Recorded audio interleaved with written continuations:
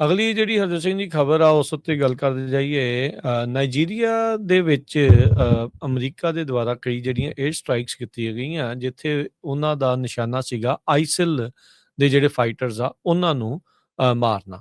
Nigerian army ਨੇ ਇਸ joint US operation ਦੀ ਸ਼ਲਾਘਾ ਕਰਦੇ ਹੋਏ ਕਿਹਾ ਵੀ ਉਹਨਾਂ ਦਾ ਜਿਹੜਾ ਮਿਲਟਰੀ ਕੈਂਪੇਨ ਆ, hunt down and kill terrorist anywhere, ਉਸ ਦੇ ਵਿੱਚ ਉਹਨਾਂ ਨੂੰ ਕਾਮਯਾਬੀ ਮਿਲੀ ਆ ਤੇ 175 ਜਿਹੜੇ ਆਈਸਿਸ ਜਾਂ ਆਈਸਿਲ ਦੇ ਜਿਹੜੇ ਫਾਈਟਰਸ ਆ ਉਹਨਾਂ ਨੂੰ ਮਾਰ ਮੁਕਾਇਆ ਗਿਆ ਹੈਗਾ ਆ। ਆਈਸਿਸ ਦਾ ਜਿਹੜਾ ਸ਼ੈਡੋ ਕਮਾਂਡਰ ਸੀ ਵੈਸਟ ਅਫਰੀਕਾ 'ਚ, ਅਬੂ ਬਿਲਾਲ ਅਲ ਮਨੂਕੀ, ਉਸ ਦੀ ਵੀ ਇਹਨਾਂ 에ਅਰ ਸਟ੍ਰਾਈਕਸ ਦੇ ਵਿੱਚ ਮੌਤ ਹੋ ਚੁੱਕੀ ਹੈ। ਨਾਈਜੀਰੀਅਨ ਡਿਫੈਂਸ ਹੈੱਡਕੁਆਟਰ ਉਹਨਾਂ ਨੇ ਅੱਜ ਜਿਹੜਾ ਉਹ ਦੱਸਿਆ ਵੀ ਜਿਹੜੀ ਯੂਐਸ ਮਿਲਟਰੀ ਦੀ ਅਫਰੀਕਾ ਕਮਾਂਡ ਐਫਰੀਕਾਮ, ਉਹਨਾਂ ਦੇ ਦੁਆਰਾ ਇਹ ਜਿਹੜੇ ਚੈੱਕ ਪੁਆਇੰਟਸ, ਵੈਪਨ ਕੈਸ਼ ਗੋਦਾਮ, ਲੌਜਿਸਟਿਕ ਹੱਬ, ਮਿਲਟਰੀ ਇਕਵਿਪਮੈਂਟ, ਫਾਈਨੈਂਸਿੰਗ ਨੈਟਵਰਕ, ਉਹਨਾਂ ਨੂੰ ਜਿਹੜਾ ਉਹ ਨਸ਼ਟ ਕੀਤਾ ਗਿਆ ਹੈਗਾ ਆ।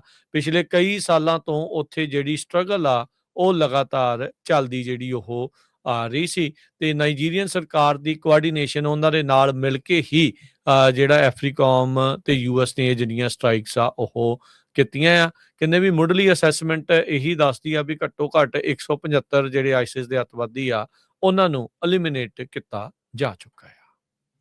ਜੀ। ਅਗਲੀ ਜਿਹੜੀ ਹਰਜੋਤ ਸਿੰਘ ਦੀ ਖਬਰ ਆ ਉਸ ਉੱਤੇ ਗੱਲ ਕਰਦੇ ਜਾਈਏ। ਨਾਈਜੀਰੀਆ ਦੇ ਵਿੱਚ ਅਮਰੀਕਾ ਦੇ ਦੁਆਰਾ ਕਈ ਜਿਹੜੀਆਂ 에ਅਰ ਸਟ੍ਰਾਈਕਸ ਕੀਤੀਆਂ ਗਈਆਂ, ਜਿੱਥੇ ਉਹਨਾਂ ਦਾ ਨਿਸ਼ਾਨਾ ਸੀਗਾ ਆਈਸਿਲ ਦੇ ਜਿਹੜੇ ਫਾਈਟਰਸ ਆ ਉਹਨਾਂ ਨੂੰ ਮਾਰਨਾ। ਨਾਈਜੀਰੀਅਨ ਆਰਮੀ ਨੇ ਇਸ ਜੁਆਇੰਟ ਯੂਐਸ ਆਪਰੇਸ਼ਨ ਦੀ ਸ਼ਲਾਘਾ ਕਰਦੇ ਹੋਏ ਕਿਹਾ ਵੀ ਉਹਨਾਂ ਦਾ ਜਿਹੜਾ ਮਿਲਟਰੀ ਕੈਂਪੇਨ ਆ, hunt down and kill terrorist anywhere, ਉਸ ਦੇ ਵਿੱਚ ਉਹਨਾਂ ਨੂੰ ਕਾਮਯਾਬੀ ਮਿਲੀ ਆ ਤੇ 175 ਜਿਹੜੇ ਆਈਸਿਸ ਜਾਂ ਆਈਸਿਲ ਦੇ ਜਿਹੜੇ ਫਾਈਟਰਸ ਆ ਉਹਨਾਂ ਨੂੰ ਮਾਰ ਮੁਕਾਇਆ ਗਿਆ ਹੈਗਾ ਆ।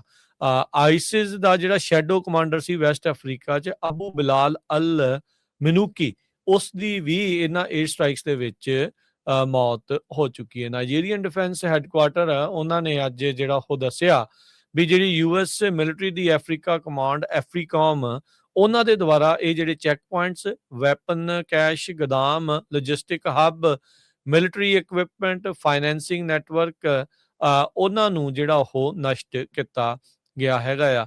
ਪਿਛਲੇ ਕਈ ਸਾਲਾਂ ਤੋਂ ਉੱਥੇ ਜਿਹੜੀ ਸਟਰਗਲ ਆ ਉਹ ਲਗਾਤਾਰ ਚੱਲਦੀ ਜਿਹੜੀ ਉਹ ਆ ਰਹੀ ਸੀ ਤੇ ਨਾਈਜੀਰੀਅਨ ਸਰਕਾਰ ਦੀ ਕੋਆਰਡੀਨੇਸ਼ਨ ਉਹਨਾਂ ਦੇ ਨਾਲ ਮਿਲ ਕੇ ਹੀ ਜਿਹੜਾ ਐਫਰੀਕਾਮ ਤੇ ਯੂਐਸ ਨੇ ਜਿਹੜੀਆਂ ਸਟ੍ਰਾਈਕਸ ਆ ਉਹ ਕੀਤੀਆਂ ਆ। ਕਹਿੰਦੇ ਵੀ ਮੁੱਢਲੀ ਅਸੈਸਮੈਂਟ ਇਹੀ ਦੱਸਦੀ ਆ ਵੀ ਘੱਟੋ ਘੱਟ 175 ਜਿਹੜੇ ਆਈਸਿਸ ਦੇ ਅੱਤਵਾਦੀ ਆ ਉਹਨਾਂ ਨੂੰ ਐਲੀਮੀਨੇਟ ਕੀਤਾ ਜਾ ਚੁੱਕਾ ਆ। ਜੀ।